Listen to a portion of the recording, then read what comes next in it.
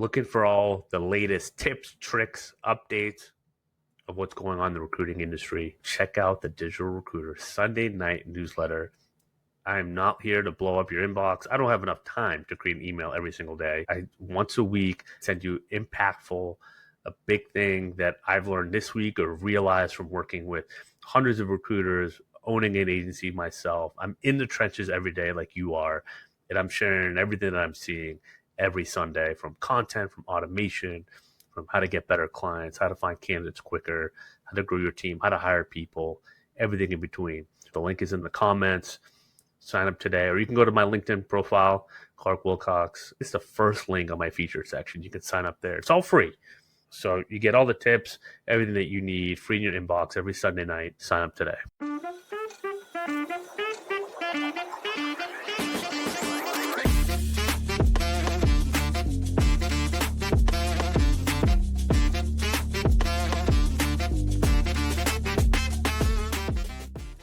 Welcome back, Digital Recruiter Podcast. Got an awesome guest with me. We're going to have some great stories, I think, being shared today. Excited to have him. Jeremy Jenson, owner of and founder of Encore Search Partners, the man with 43,000 LinkedIn followers, got the host of the Path to Success podcast, best places to work in Houston.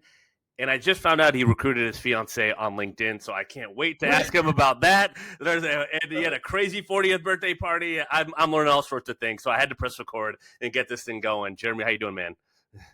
I'm doing well, man. Thanks for having me on, and thank you for the free consultation a couple of weeks ago, man. You helped reframe my way of thinking on some LinkedIn content strategy. Yeah, well, I mean, Benjamin Mena was the one first told me about you, and then Brandon Glick was one of my clients. He's like, I follow the Jeremy Jenson guy. I love his content. I'm like, all right, I'll reach out. And sure enough, then you connected with me, and I was like, dude, you got to get on the podcast. We started talking about that.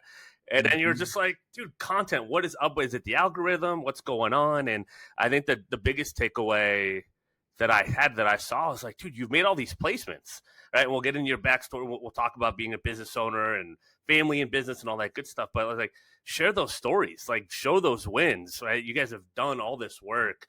And that's what I was telling you. I was like, just tell your market, like how you guys are winning all those phone calls, all those searches, like all those, like all that nuance in recruiting. I think it's easy when you post every day to get lost in like what clients actually want to read from us, right? So glad it was helpful.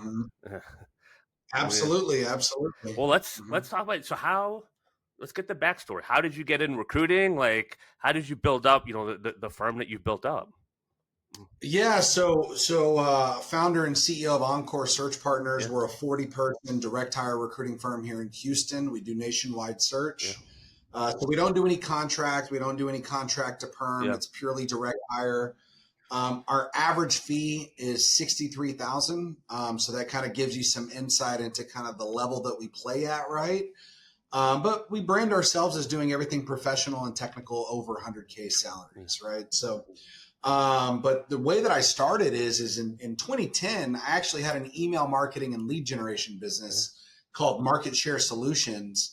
And basically companies would pay me $3,000 a month to send out email campaigns to try to generate leads for them.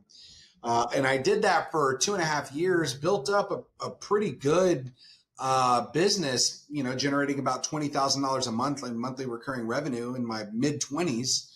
And I just really ran out of hours in the day in order to scale, right? Because I was having to do the work, even though I was making about $200,000.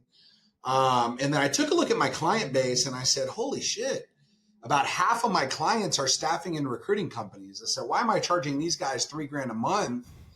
And they're making 5, 6, 7 direct hire placements from the service that I'm providing. So in January of 2013, I started a recruiting company.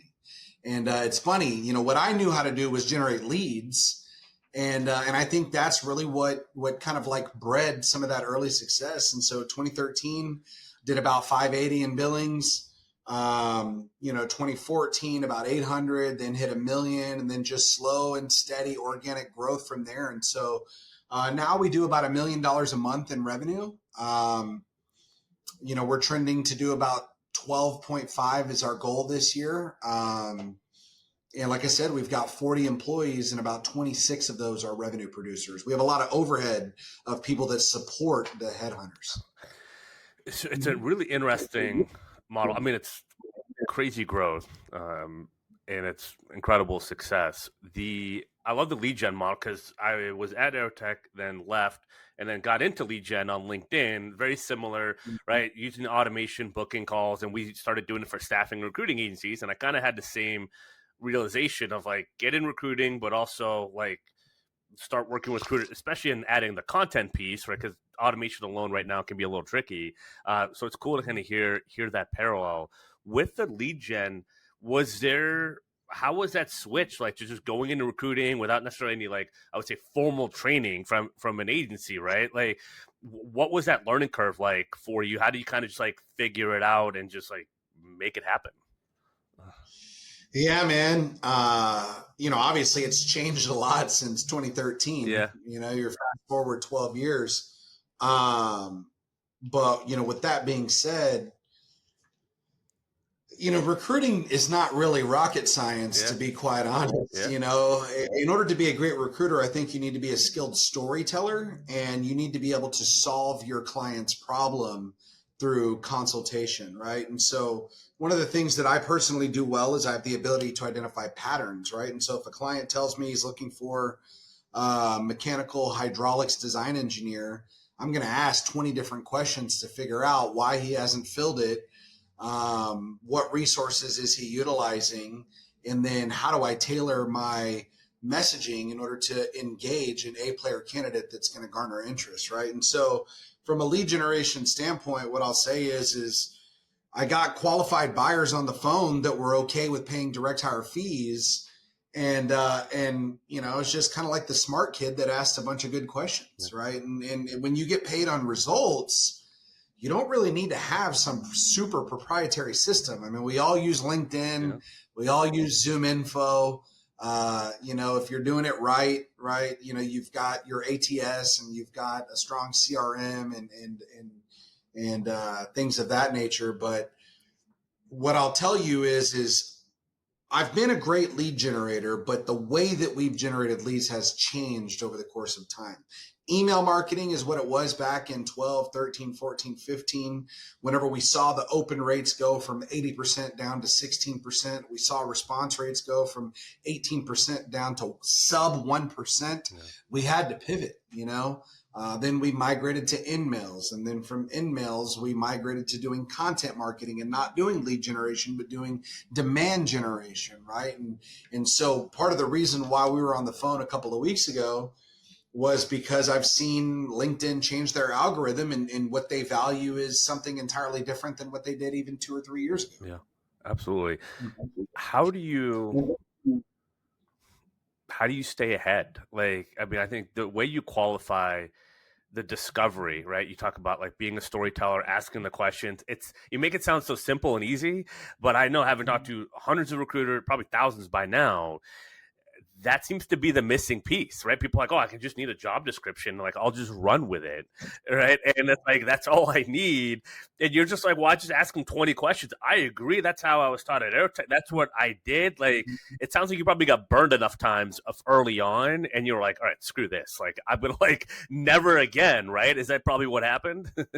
Man, you're right. It's funny because no one's ever even phrased it that way, but it's like, looking for a senior financial analyst for one company might be something completely different than what another company calls a senior financial analyst, right? Whenever you jump to conclusions, that's whenever you can get burned, you know? And so many enterprise level employers are creating their own internal vernacular, calling positions their proprietary thing, right? Data coach. Well, what the fuck is a data coach? You know So that's the first time I'm hearing of it.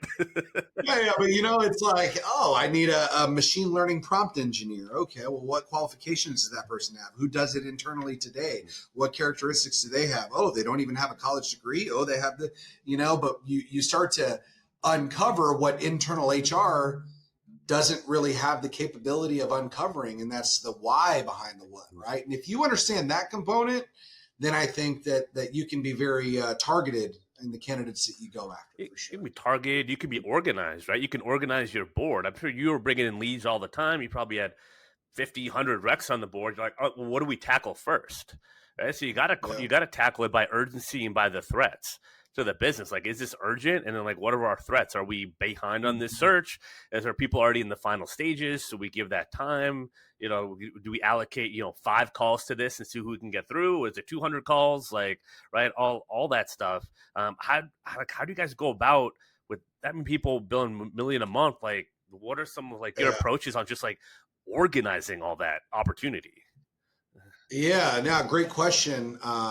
So because we use EOS, the entrepreneurial operating system, we kind of know what our core target markets are, right? We know that we've got an 83% close ratio in the wealth management sector, right?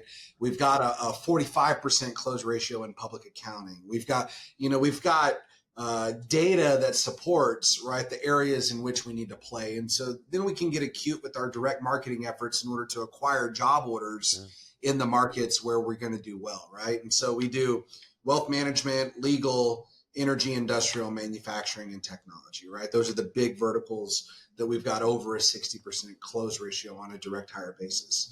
And so from there, you kind of just have the rule of thumb, right? The hottest job in the world is the company that just made an offer and you had a turn down, right? And so, a lot of times recruiters get frustrated or they think that that's a bad deal, but it's like, hey, the client's proven they can take somebody through the process and make an offer. That's the hottest job in the world, even beyond no competition or 30% direct hire contingency fee. I'd work on that one all day, right? And so, we do a good job of having a strong pulse on the mid-level managers, talking to every single one of the senior recruiters about every single deal, right? In fact, one of our senior recruiters came to me whenever I was out of the office yesterday, and he had a CFO search with a law firm in New York, and the managing partner loved both candidates that made it to finals, right? This is like 5th interview. And the controller was the one blocking the candidates because of a personality conflict, right? And so just by me having a direct line of communication with that senior recruiter, we were able to save those 2 candidates and propose the controller going to dinner with the CFO candidates, right? And figuring out where they could bond, right? Because the controller that had been with the company for 15 years, from startup to now 100 employees, was a little bit more scrappy, right? No formal education in accounting or finance, and certainly no advanced degree. Whenever she's starting to meet with her new potential boss that's coming from big law, that has a CPA, MBA, and a tremendous amount of executive presence, maybe that person can come off a little bit too arrogant or cocky or overeducated, right? And so we need to figure out what they can bond over, right? And I've just seen enough deals in my career to know that's what needs to be done in that case. And so to answer your question, it's recruiters having a direct line of communication with myself or my executive team, right? Because we've just seen more deals. And then number 2, having our people really hyper focus on specific niches, right? If Andrew bills $800,000 a year and it's all in technical sales searches, he can do that very efficiently, as opposed to working on a technical sales and then an executive and then working a legal order and then working manufacturing or finance, right? I actually got that from Mark Cuban from a very early episode of Shark Tank in like 2016, where he was like, hey, the riches are in the niches. And I never lost that, right? And so our firm is pretty diversified, but all the recruiters are hyper-focused on one specific niche. That's what I keep telling people. It's that, Aerotech started placing Aerotech aviation engineers. And then next thing I knew, I started there was like 10 different divisions, right? It's just like you start there and you build. And I love the story about putting yourself in the controller's shoes, right? Their whole career, just that's like real empathy, right? That word gets overused and it's a buzzword. I think it gets misused a lot, but that's truly like, okay, why would this person be objecting to this versus like, oh, it's so frustrating they're objecting. Just hire the person, right? Or like, what the heck? Or I guess I'll find 5 more people, which I hear all the time. Versus people don't take that extra step. Like, where does that come from? Like, were you kind of like always that way? Did you kind of learn that in through recruiting? Like, because that's not a problem solving that I hear all the time in recruiting. I wish I did. I wish I heard more of that, right? But like, where did that come from, right? Is that like learned? Did you have that like growing up? Like, because it's a whole different skill to have. Yeah. Man, I don't know, man. What I could, the first thing that came to mind was like just being single post divorce after a 9-year marriage, Yeah. you know, like being single for 5 years. I went on a bunch of dates. Yeah. And it's one of those situations where it's like, man, when you've got a good candidate, you know, sometimes you need to figure out like, you know, what are your trauma? What are your triggers? How do I, you know, work on myself in order to make sure that our compatibility meshes, as opposed to just going, you know what, fuck you, I'm going to go find 5 new candidates. Yeah. You know, I think it's like, if you have a qualified candidate, Figure right, it out. Yeah. and you share mission, vision, values, you know, Yeah. and they want the opportunity, right? Figure it out, dude. Sometimes that means I need to change, not you. Yeah. You know, so Hey. I don't know. I guess I'll just relate it to like dating culture. Who knows? Well, Which there's a lot of similarities between job search and partner selection for potential marriage, for sure. I'm with you, right? It seemed like you don't figure it out until you figure out kind of the self-reflection, the looking in the mirror, like, all right, I can blame the other side all day, every day, but like, I wonder what they're seeing, right? And seeing the other side, like, maybe I got to work on those things. I don't think we're never going to be fully buttoned up, right? We're never going to be the perfect bow, especially I think maybe our characters and personalities, but just a hunch. If you're, I get where you're coming from there, but it's like, all right, what am I bringing to the table? What are the pros and weaknesses? I think sometimes just like being all right with some of those too, and kind of finding, I think to you point with the trauma, like my wife and I met, and it was like she was telling the story, like, her dad wasn't around and all that. She kind of looks at me for approval, and I'm like, hey, my parents died when I was 5. Like, you're good. I can outmatch your trauma all day. And we're like, all right, I was like, are you working on it? She's like, yeah. I was like, I've been working on it too. Like, we're good, right? And it's like, let's lock arms and like, let's go on the journey together. To your point, it's not about being perfect when you meet someone. It's like knowing there's going to be mistakes. There's going to be concerns. It's like, who has like the courage to just like address them? And just be like, okay, like, I hear you. Like, what can we do about it, right? Or what will make you feel comfortable? And sometimes that's going to be a no. And I think, right, not being so worried about the outcome, but focused on, like, can we really improve the process? Because I know some people get like, oh, dating and recruiting. I'm like, it worked. Like, it's true, right? It's legit. So, yeah, man. I even look at like our internal recruiting process for hiring and onboarding our people, right? I mean, when I look at what we did back in 2014, 15, 16, we hired people from competitors, right? And what happens whenever you're poaching somebody from a competitor is you end up having to beat their commission plan, give them a higher base, give them more freedom and autonomy, more flexibility on their KPIs, right? And so you're essentially getting somebody else's B players, right? Because it's like you don't really have access to the A players because they're not going to walk away from their pipeline, especially on a non-compete. You know what I'm saying? Because they're making $500,000 a year. But so we were getting B players and having to overpay to get them. And then over the years, we just started to reflect on like, okay, well, why was this person becoming a high performer? Well, they were a great culture fit. They were competitive. They were inquisitive. They were coachable. They were meticulous. They were resilient. They were grateful, and then we started putting that in our marketing collateral. And we started attracting people that were more core value fits where we could train them the Encore way, and we didn't need to poach people from our competitors, right? And so we kind of like started to home grow and develop our own talent. But in order to be able to do that, we had to be the ones that were taking a look in the mirror saying, well, why don't A players want to come work for us? Oh, we need a better 401k.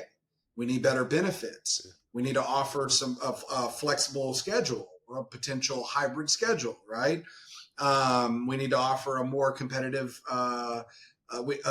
compensation plan. Let's offer a base option instead of just a draw, right? And so by us working on ourselves, we were able to get access to badass early to mid-career talent that could really shine inside of 3 years at Encore Search.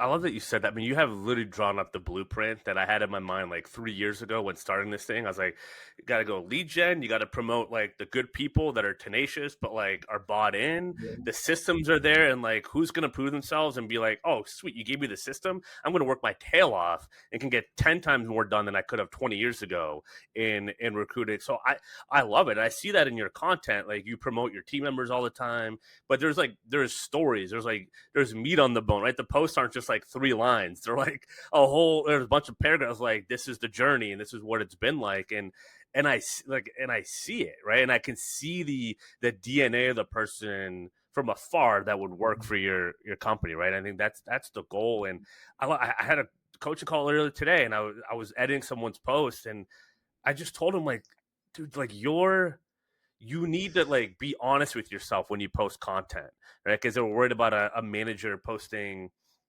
not hiring a contractor for a certain reason or because they had a master's degree. I'm like, was that a legit reason, right? And you have to be legit. Did you qualify that role, right? Did you do everything that you could, or are you just posting to kind of bitch? Or are you posting because like you really try to do things the right way and you're trying to educate your market? Like, hey, you have these concerns, but like this is why, like, not to worry about them, right? Or like you have to address them. I think address that in the content is so important to making good content. I mean, I don't know. You got the 43,000 follower. I'm sure you know that, but it just seems like that's the stuff that resonates versus like what the AI generated stuff. Like, hey, we have a great team or hiring solutions, and like it's like right, it's got to come from you. Yeah.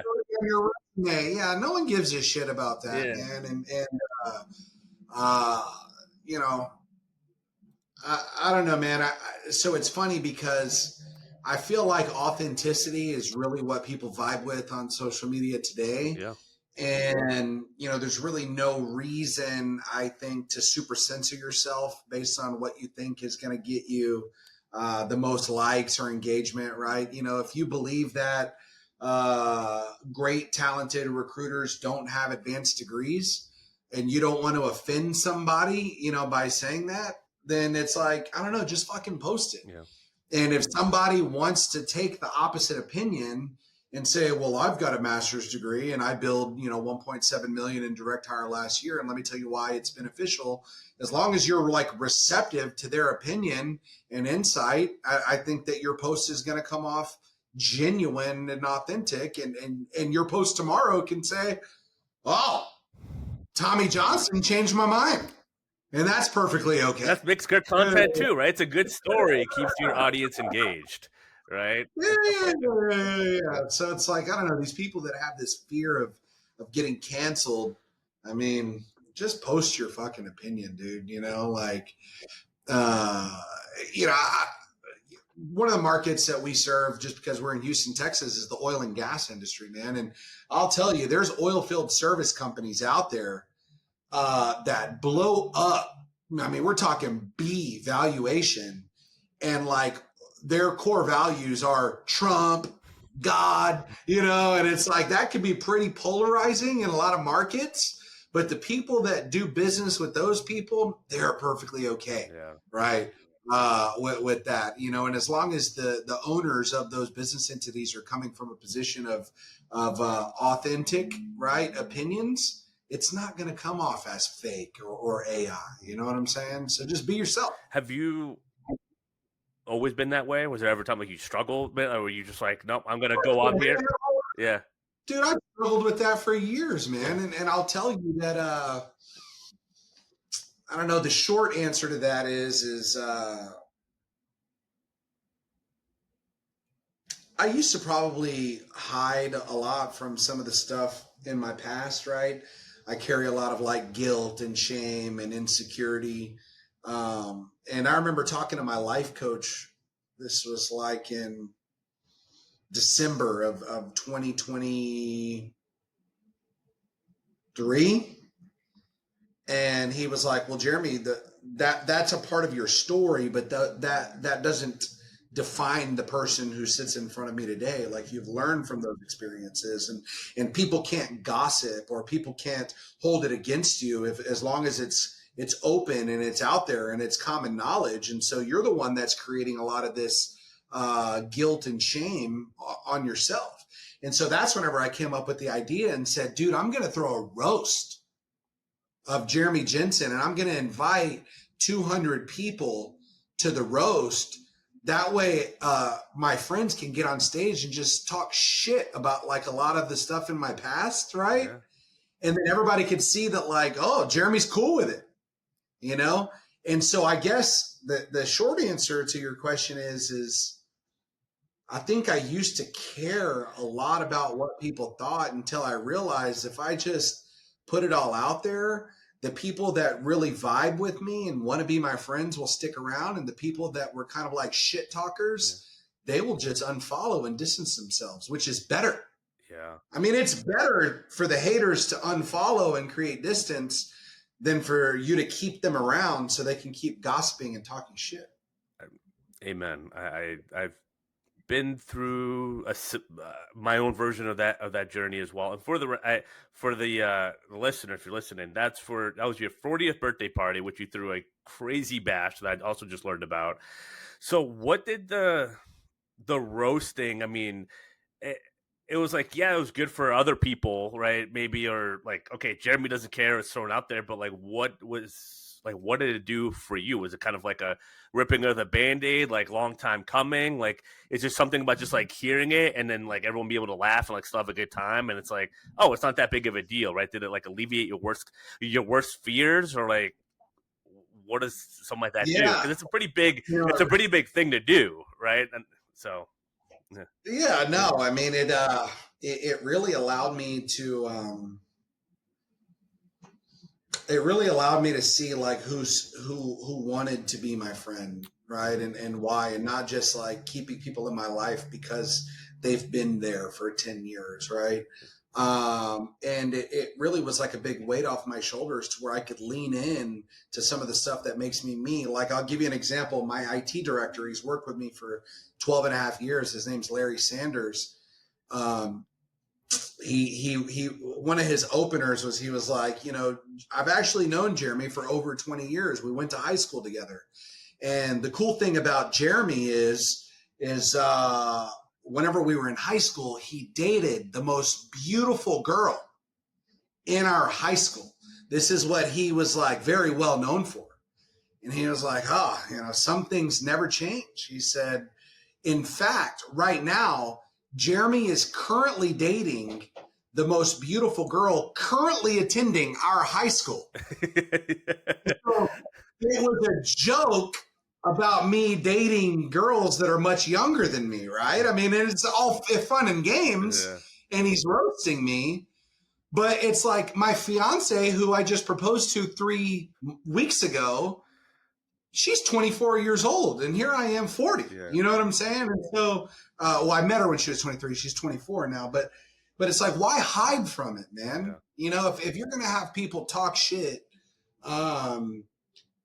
then if you just own it, then it's like, no, that robs them of their shit talking ability. You know what I'm saying? Completely diffuses and it. So I don't know. I guess it was like, I didn't feel like I needed to defend myself all the time. And that was just one joke. There was probably 20, 30 other jokes, right? Where it's like, yeah, that's true. Yeah.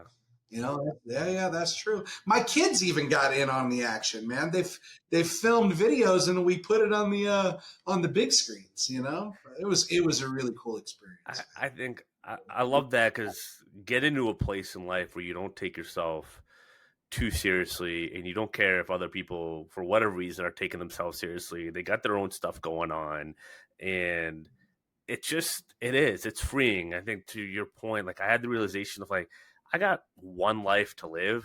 Like, at some point, I'm in my 30s. I'm like, do I really care? Like, it doesn't matter anymore. And to your point, you really attract your tribe, and especially if you post on LinkedIn for whatever reason. I know it's easy to make fun of the platform, but I can't, like, I'm with you, man. Just like posting, getting it out there, not worrying about any one post. That's what I'm always trying to like harp on people. Like, just share the story, share your stories.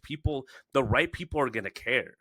And Mm-hmm. to your point, the wrong people, I can't believe people that are out of my life.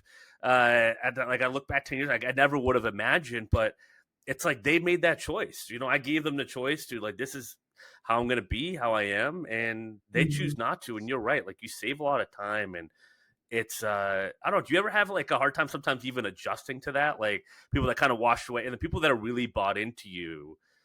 I think I kind of had this realization. Sometimes I still like, not that I doubt it, but it's like, is it real? Like all the time, you know what I mean? Like, I'm still remembering 15, 20 years ago, like getting burned and all that. Like, I'm pinching myself. I was like, is it really that good now? Like, is that the benefit of drawing in the right people, being authentic No, for that long? yeah, Yeah, yeah. I don't know if I interpreted your question right, yeah, but I'll give you an yeah. example.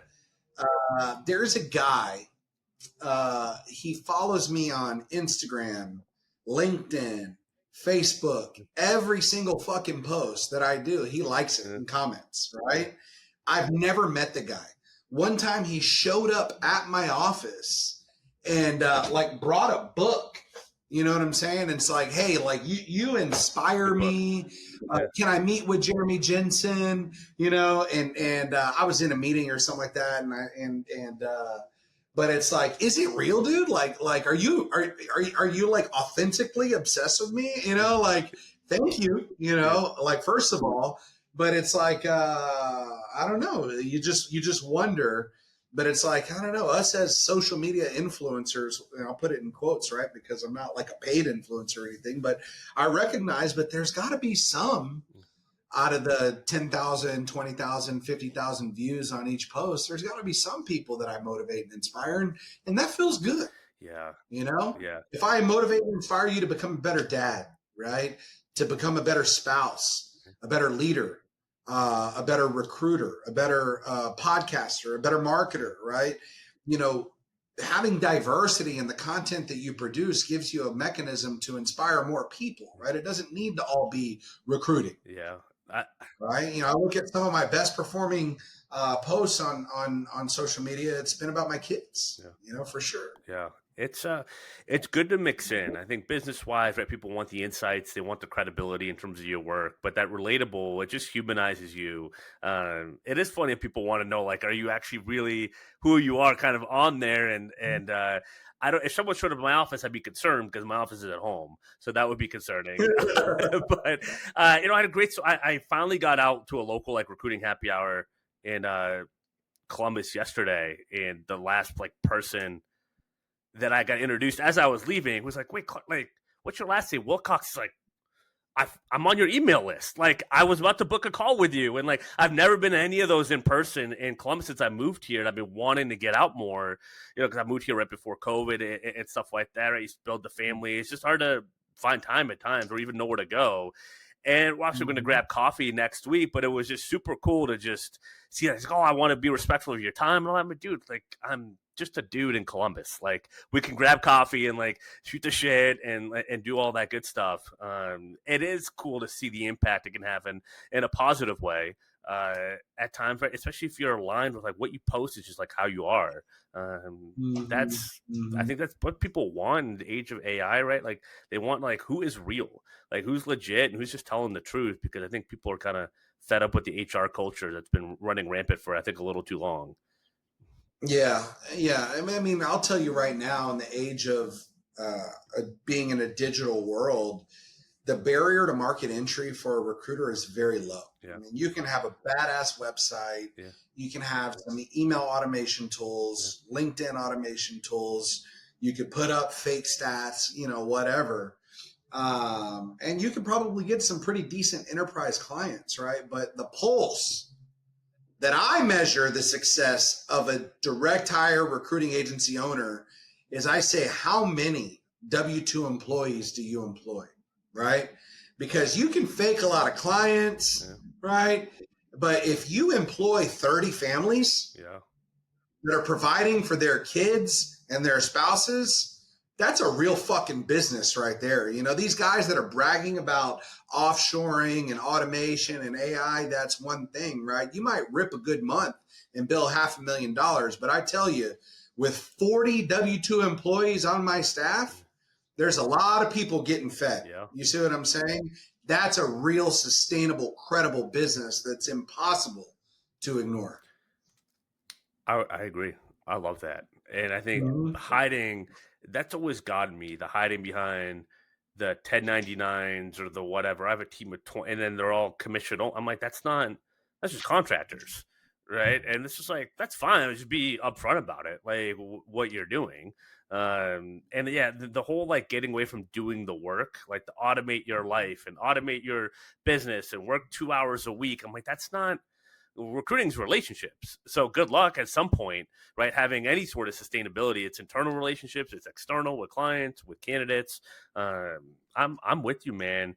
In getting up to 40 employees, like when did that start happening? What were some of the challenges that you faced in getting up? I know you mentioned hiring some of the B candidates versus farming your own talent, but what were some of the other challenges that you faced in kind of growing this thing to a legitimate 40 people, right? That work under you. Man, I'll tell you, I could talk to you for hours about that, right? Yeah. You know, when you say what are some of the challenges, I'll tell you that the people that are the early career rock stars, right? They're highly educated, they're super competitive. You know, sometimes you have to be okay with individuals leaving your organization to go start their own firm or to go to a bigger company because they want to manage a team or whatever. So I would say like being okay with organic turnover was something that I needed to like come to terms with, right? Because I used to take it so personal when somebody would want to leave, you know what I'm saying? But it's like, we don't offer the highest commission plan in the industry, you know, but it's because we do an unbelievable job of doing lead generation. So it's like, would you take a lower commission and have clients walk in the door and say, hey, I want to work with Michael Barish? Or do you want to go start your own agency and keep 100% of the deal? You see, it's kind of like a double-edged sword. You see what I'm saying? Yeah. And so we had to migrate away from relying on the 4, 5, 6, 7 year experienced talent and migrate towards running it like a sports team. Okay. And what I mean by that is I can take a 3rd round, 4th round NFL draft pick and I could turn him into a 1,400 yard rusher. You see what I'm saying? Absolutely. With our system. And I don't need to pay the guy $17 million a year to come over. I got him on his first contract, right? But when he's ready for that big contract and he's asking for the 65 mil 4-year deal, I need to be perfectly okay with him leaving. So the Bill Belichick model, and have a really strong bench, and have a really strong bench of somebody that I can start handing the ball off to, right? That's been the way that we've been able to grow consistently year over year and do it profitably, right? Is by having an amazing system, right? And then when you got the guys that become the prima donnas at 5 years, 6 years, they start getting a little lazy, cocky, arrogant, talk shit to their coworkers. Hey, there's the fucking door, dude. Yeah. And being perfectly okay with it. I love that. I couldn't agree with it. I mean, it's kind of mean, though. What? You say you love it, but it's kind of mean, right? No, I love it because that's what I've been. It's what I've been preaching. It's the vision I see, and you've lived it. You're doing it. It's like I don't see how anything else makes sense. You have to be able to walk away. I grew up in New England, following the Patriots for their run. I was trained by just watching how they operated, how Belichick operated. That's ingrained in me, right? You don't splash in free agency. You build ideally through the draft and cheap free agent, 4th round O linemen, 5th round O linemen that become Pro Bowlers, right? Like that was the whole thing. And you offer the contract that you're willing, and then if they can get more, they can go get more. But so many owners are like, oh, I gotta have my non-compete and all that. You're just like, hell no. If I have a system, I can worry about abundance. I can always bring people in and have that. And I got to imagine the amount of time and energy you save by not dealing with that stuff actually allows you to grow. I think that's why I say I love it, because you're putting your energies where profitability and revenue can go up and not worrying about, I would say, even past success or past performance, right? That's why I get it. Like, I do love it, because you can't. Yeah, You don't can't. get me wrong. I mean, when you have a Tom Brady level talent, right? You know, Casey Knight, he's been with the organization since May of 2016. He's coming up on 9 years. You know, he's been promoted 3 times. He's now our division president over our wealth management practice area. Last year, he made $1.8 million. When you've got that generational fucking talent, you better put the fucking golden handcuffs on them, right? And so I'm not telling you that we're perfectly okay with losing everybody in the organization. But yeah, there's no way to spotlight the Tom Brady's pick 199, 6th round pick. There's no way to even find those guys if you're not consistently hiring and developing. Exactly. What are some of the keys that you look for in, I mean, you can talk about hiring, but what about developing? Like, what's that look like? Is it, kind of know after a few weeks, a lot of people look at 3 months. Bro, this is what we look at right here. If somebody does not embody every single one of these core values each and every day, and not only in their professional, but their personal life, they're not going to be a good fit with the organization, right? And so that's really what we do is we recruit, we hire, we coach, and we fire to the core values, and we have absolutely no times where we're willing to look the other way, right? And it's funny because we do a really good job of content marketing on social media, and so what that does is it creates a steady pipeline of people that want to come work at Encore Search that have no industry experience.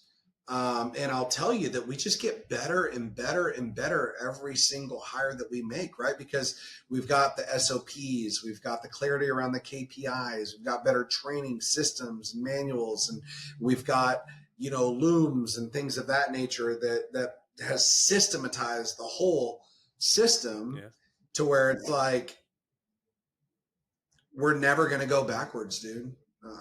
I really mean that. We're never going to go backwards. Every single hire, the hires that I made this month are better than the hires that I made 6 months ago. And those were better than the ones that I made 6 months before that. And so when you say, oh, Jeremy, you guys are doing 12 million in revenue, you got 40 employees, I'll tell you right now, Clark, we've barely scratched the surface on what we're going to evolve into. I believe it. And I don't want to be fucking Aerotech, dude. I don't want to be Aerotech. What do you mean by that? I want to be Encore Search. Yeah. I don't need 6,000 recruiters. I don't have any illusions of taking private equity or going public and creating all these opportunities for the system to fail, right? We can do it ethically. We could do it with healthy net income and gross margins, right? We could do it with not exposing ourselves to lawsuits or hostile work environments or people that are giving us a high probability of the system just blowing up. I mean, I hear horror stories about the shit that's going down at JobBot and some of the big shops that just grew too fast. Yep. You know what I'm saying? And it's like we can do it the right way. How'd you get that patience to do it? Because most people don't. They just want to grow, go. What kind of keeps you having the reins in, right? And kind of just knowing like, hey, we're going to do it at our pace, what works for Encore, right? And for the people already on the ship.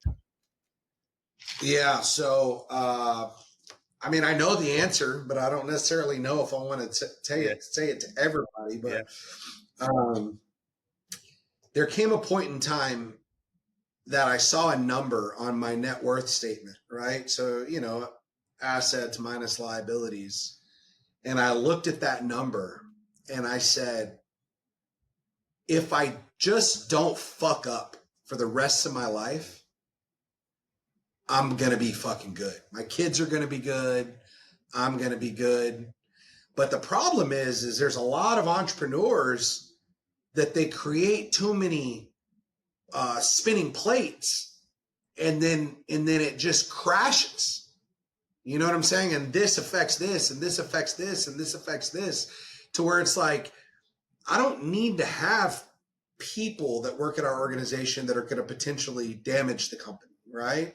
I don't need to work with clients that are going to potentially damage the company. I don't need to have people in my life that are going to take a negative emotional toll on me and have me blow up on an employee and potentially damage the company. You know what I'm saying? To where it's like, we can just do it healthily.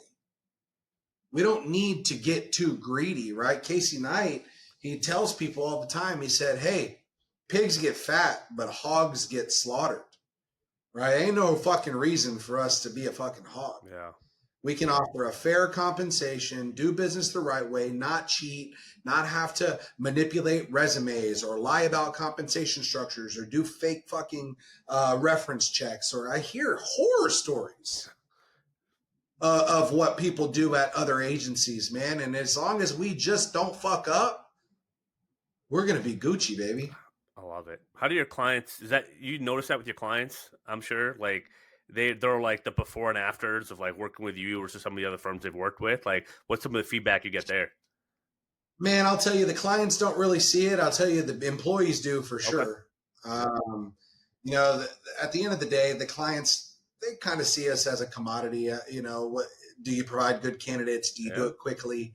You know, whenever we make offers, do the candidates accept? You know, I can tell you that I have the highest character and integrity in the industry all day, but that doesn't really mean nothing if I don't fill jobs, Absolutely. Right? And find candidates. You know, the clients praise us on submittal to interview ratio. Hey, you know, I was working with this other agency. They submitted 12. We interviewed 1. You guys submitted 3. We interviewed all 3, right? Oh, thank you for noticing. Yeah. So that's probably what the clients say. You know, there's other shops that charge lower fees, you know, and so a lot of the clients that we work with value us because of our quality, because of our accuracy. As far as relationship, you know, we do nationwide search, and it's hard to have a great relationship with Nissan Motor Corporation, where we do their production engineers, quality engineers, maintenance engineers. But I'm not going to Canton, Mississippi and having lunch with them inside the fucking plant, you know, like, and so I probably don't have the same relationship with them as I do with a chemical plant in Pasadena, Texas, that we make 10 placements a year with. You see what I'm saying? And so I'd love to tell you that we were badass at relationship development, but at the end of the day, I'll tell you, we do a good service for a fair price, and we work on a contingency basis. And so if you want to work with an agency that understands your business, because we are focused experts in little sub verticals of wealth management, legal, manufacturing, industrial, and technology, you know, you're only going to pay us a fee if we deliver results. Yeah, you're going to get a few recruiters hit you up after this episode. That's for sure. That's for sure. Okay, I got to get into, all right, I got to ask about, what are you, without giving away your secrets, what are you doubling down on when it comes to like lead gen, branding, all that stuff nowadays? Like what's working for you? Man, it's funny that you say that, because I just had a call right before this with my life coach, and I feel like I need to reinvent myself. The content that I used to produce on LinkedIn, I mean, I've had a post before get 2.4 million views, right? And over 23,000 likes. I don't know the comments and the shares, but the shit is just not going viral the way that it did 5 years ago, 6 years ago, 7 years ago. And I think a lot of it has to do with Microsoft buying LinkedIn, and you know, they want you to pay to promote content now, right? Just like Meta. And so I guess the short answer is, the thing that I do well is I hire great people and I train and develop them in order to be high level producers.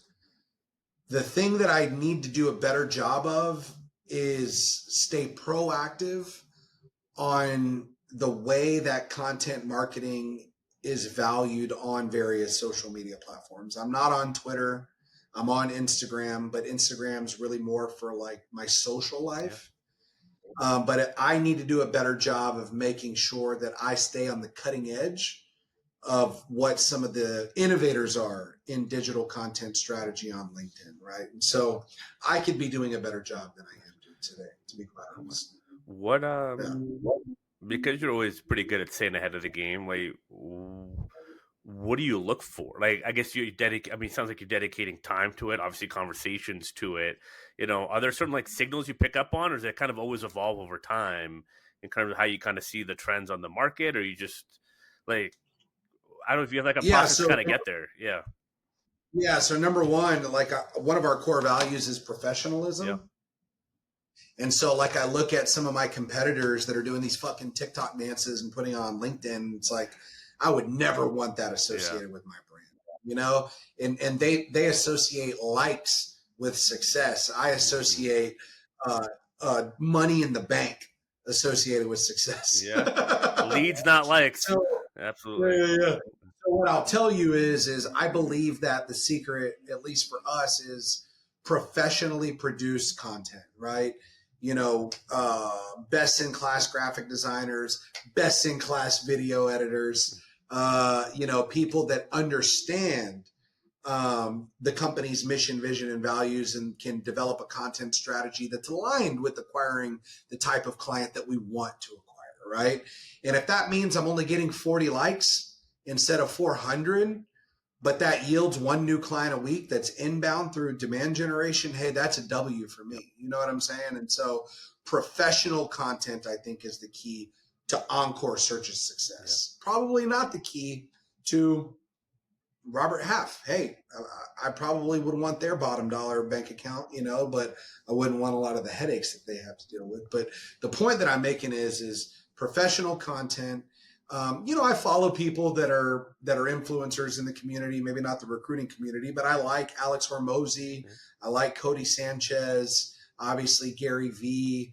There's a lot of people that have good shit. And it's like, if there's a way to where I can be innovative in the staffing and recruiting industry and take a little bit of what they do great, then so be it. Absolutely. Yeah. Professionalism.